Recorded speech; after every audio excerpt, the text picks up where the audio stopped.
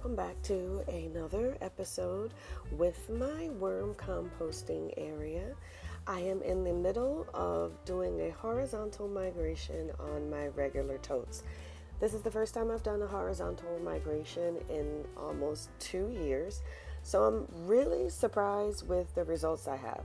So this bin in here was the drier of the two bins that I have that are regular totes. And since I just put the lid on this bin, the finished castings did have a lot more moisture in them than they had the previous week. And I don't know if that's due to our weather, which was very hot and humid, or if it was just due to putting the lid on instead of the mosquito netting. So I got to keep an eye on that as I work through the summer. But I'm not trying to disturb the new bedding side where the worms seem to have migrated to really well. I just want to go ahead and feed that up and try to keep the worms on that side. But one thing I did notice about the other side is that right in the middle, right next to where they meet, the worms have created a very like it's a thin line where the material is super clumpy and super wet right between the new bedding and the old bedding. So when it comes time to harvest, which is going to be next week, I'm going to have to figure out a way not to lose too much castings to the worms. I really don't want to take the worms out. I just want to take finished castings out. But this bin is ready for the harvest. Now over to the second of my two regular totes. It's interesting that in this one, I actually have things that sprouted in that line that I was speaking about. Here you can see it very clearly. In between the finished castings and the new castings, the worms kind of created a line. And I don't know if that is because of the bubble wrap still covering that area, and so they just stayed in that area because it had the right conditions. But I mixed it in because it's much larger on this one. That really is the only downside that I see to this time attempting the horizontal migration, was that the worms created this band of castings that if I take it out, it's going to be way more clumpier and wetter and harder to dry out than the rest of the castings. So my goal in pushing it into the newer bedding was just to make sure that I get the drier and ready to sift castings, because the ones on the opposite side, the old and finished casting, it was ready for sifting. There really wasn't any waiting period, which is a pro on the side of the horizontal migration. I don't have to let the castings dry out like I do when I do my bait trays. I usually have to give it about a week for them to dry. So I am honestly very happy, very surprised by what I'm seeing with my horizontal migration, and it really only took about 3 weeks for me to complete the migration. So the time period between the baiting and the horizontal migration for me is exactly the same. Both have their drawbacks. Neither one is the perfect option. So if vermicomposting is something that you want to do, I guess you'll have to do what I did and try both methods out to see which one works best for you. Overall, I'm just very happy that it didn't take much work and I actually had a success. So this is just fed up and they'll be ready for the harvest for next week as well too.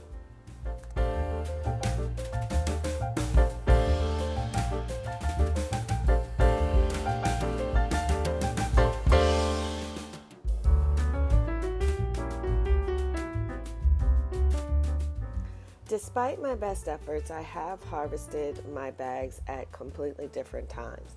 And this is the most recently harvested Vermi Bag tote.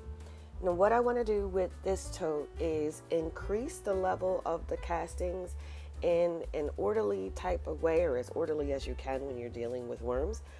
And also trying to maintain the delicate balance between the amount of water and the moisture content in the bin versus what the worms like and what I like, because they do tend to enjoy a much damper living environment than what I like, simply because I'm afraid that it's going to become too wet and muddy inside of the castings. So I'm just mixing this up really well because it's been about 3 weeks that I harvested or baited the worms throughout the process. And in this case, I want to make sure that I've mixed everything all together between the new bedding and the old bedding from each week, as well as there aren't any larger particles left from the bait trays and the castings anywhere. I'm then going to give the worms a good size feeding because they really haven't gotten a large feeding throughout the whole baiting process, and then just cover it up.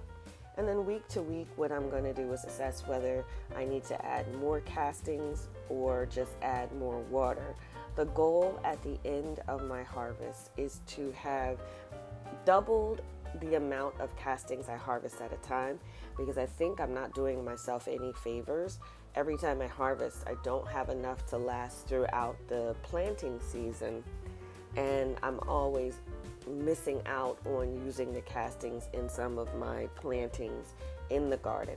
So I'm going to try to increase and do it the best way that I can week by week to assess the castings. But this week bin is now ready for another week. The second of my Vermi Bag totes is one that is now ready for harvest. About a month or so back, I was adding material to this bin versus what I was doing with the other Vermi Bag tote, which was letting it get to the point where I was ready to harvest. Now, this bin is ready to harvest. And what I'm just doing is going through it and sifting out the larger pieces of food that I can see. I feel that I'm going to go ahead and harvest this one in the next week, but I just want to give the worms time to break down anything else that they can, time for any food in the bin to break down. I don't want it breaking down in the bait tray. What I intend to do, my plan at this time, is for the Vermi Bag totes. I do believe the bait tray method is the best method to go with these. I had the hardest time migrating, and I don't want to take chances and start the migration inside of the totes and then have to dump anything later. So for the Vermi Bag totes, I'm going to go ahead and continue with the bait trays in the pizza dough boxes that I have. For the regular totes, they did so well with the horizontal migration that going forward, I'm going to try the horizontal migration with those. I think both techniques, as I said before, definitely have their own pros and cons, and based on the container that you use for your worms, you want to use the one that seems to work the best for the container. And it was such an awful experience with the totes, I don't want to repeat that, so I'm not going to do it there. But I did give this a slightly smaller food portion to set it up for the next week, and I will be harvesting this one soon.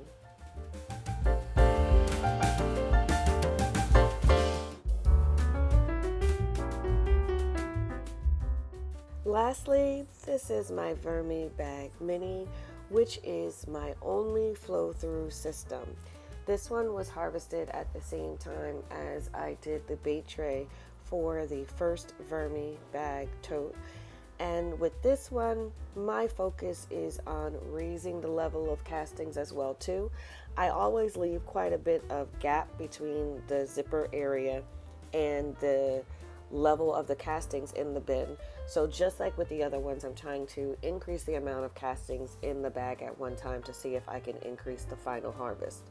Harvesting these is much different than harvesting the totes, as you're constantly keeping the system running. There's no break when you do the harvest because you're just harvesting from the bottom.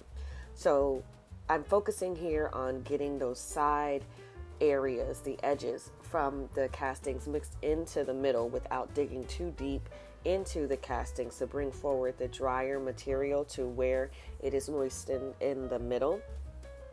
And I'm going to give this a larger feeding just because there is so many areas of dryness in here. I'm going to give this a larger feeding before go ahead and covering it with the grit.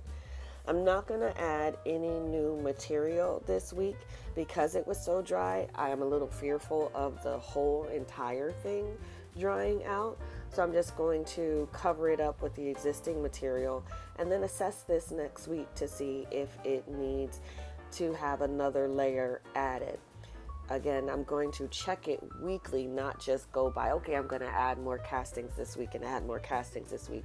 Because I feel if I do it that way, I'm headed for disaster. I am still very fearful of having a whole worm colony collapse like I did the last time. And I'm going to also add additional water to the bin to make sure that that top layer, those sides are wet. And then this bin is ready for the next week, and that completes the updates on all of these bins. Thank you so much for sticking with me to the end. As always, please like and subscribe. I do hope you've enjoyed the content, and thank you so much for watching.